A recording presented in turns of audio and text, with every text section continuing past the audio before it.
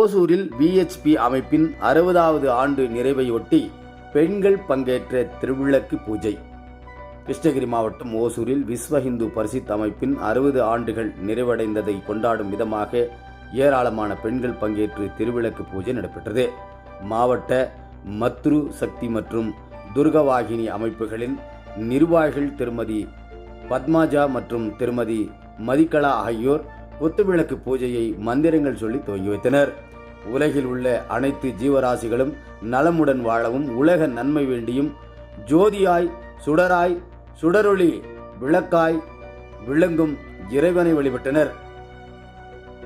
இதனால் உலகம் உயர்வதோடு மக்களுக்கு திருமண தடை நீங்கி திருமணம் நடக்கும், இல்லா சந்தோஷமும் பெருகும், மங்களமாய் பாக்கியம் நிலைக்கும், காலசர்ப தோஷங்கள் நீங்கும், நல்ல வாழ்க்கை துணை அமையும் என்ற அதீத நம்பிக்கையுடன் ஒளி வடிவான இறைவனை வழிபட்டனர். தனியார் மண்டபத்தில் நடைபெற்ற இதில் சுமார் 700க்கும் மேற்பட்ட பெண்கள் அவரவர்கள் கொண்டு வந்திருந்த குத்துவிளக்கு அலங்காரங்கள் செய்து அதன் முன்பு அமர்ந்து அட்சதை செய்து மற்றும் குங்குமத்தால் மந்திரங்கள் சொல்லி அர்ச்சனை செய்து வழிபட்டனர். எதிர்நீச்சல் செய்திகளுக்காக ஓசூர் செய்தியாளர் செல்வமுடன் ராமச்சந்திரன்.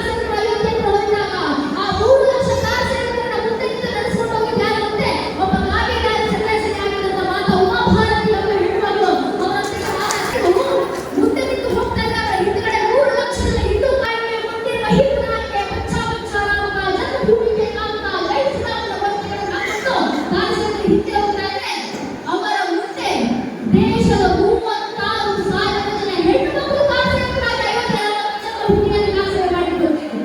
36,000 ಜನ ಹೆಣ್ಣು ಮಕ್ಕಳು ಕಾಸರಗೋಡು ಭಾಗವಹಿಸಿದ್ರು. ಆ 36,000 ಜನ ಹೆಣ್ಣು ಮಕ್ಕಳು ಕೈ ಸರಪಳಿಗಳನ್ನು ಹಿಡ್ಕೊಂಡು ಮಾನವ ಸರಪಳಿಯಾಗಿ ಮುಂದೆ ನಿಂತು. ಯಾಕೆ ಗೊತ್ತೇ? ಇವತ್ತಿನಲ್ಲಿದ್ದಂತ ಪೊಲೀಸರಿಗೆ ಆಗ್ರಹ ಇದೆ. ಲಾಠಿ ಚಾರ್ಜ್ ಮಾಡಲಿಕ್ಕೆ ಪೊಲೀಸರು ಮುಂದೆ ಬಂದ್ರೆ ನಮ್ಮ ಹೆಣ್ಣು ಮಕ್ಕಳು 36,000 ಜನ ಕೈಗಳನ್ನು ಹಿಡಿದು ಮಾನವ ಸರಪಳಿಯಾಗಿ ನಿಂತಿದ್ದಾರೆ.